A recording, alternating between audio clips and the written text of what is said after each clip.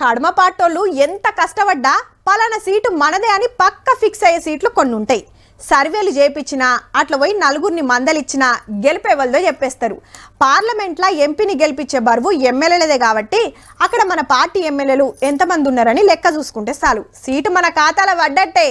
కాంగ్రెస్కు పెద్దపల్లి సీటు గట్లనే.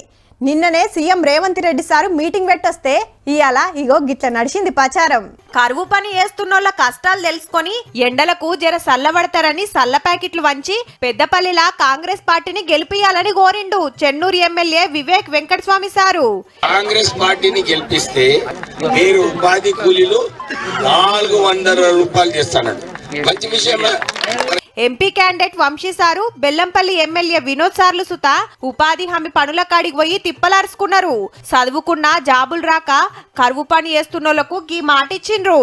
మీరందరూ దయచేసి మీరు ఫోటోలతో సహా అప్లికేషన్లు రెడీ పెట్టండి. ప్రత్యేకంగా ముఖ్యమంత్రితో మాట్లాడి మీకు ఎట్లా ఏం ఇంప్రూవ్ చేయాలనో దాని గురించి ప్రత్యేకంగా మాట్లాడతాను. మీ అందరికి మాట చదువుకున్నాక కూడా కూలి పని చేస్తున్నాం. ఇవ్వాలంటే తెలంగాణ ఎందుకు తీసుకొచ్చినామన్న బాధాకరమైన సిచ్యువేషన్ ఉన్నది. ఈరోజు ఇంటింటికి ఒక ఉద్యోగం వస్తుంది అన్నారు.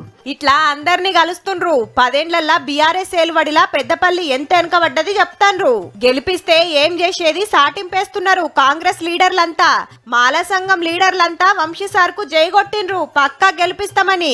పెద్దపల్లిలా మంత్రి శ్రీధర్ బాబు సారు, ఎమ్మెల్యేలు విజయరమణరావు, మక్కన్ సింగ్ ఠాకూర్ సార్లు రోడ్ షో చేసి అందరితోటి మాట్లాడిండ్రు. చెయ్యి గుర్తు గెలిస్తే ఎంత ఫాయిదా అయ్యేది ఎరక చేసిండ్రు. కాంగ్రెస్ పార్టీ చెప్పిన ప్రతి గ్యారంటీ అమలు చేసే బాధ్యత మాది. ఎమ్మెల్యే రాజ్ ఠాకూర్ సారోళ్ళ ఇంటామే మనాలి మేడం సుతా కూలీలను కలిసింది.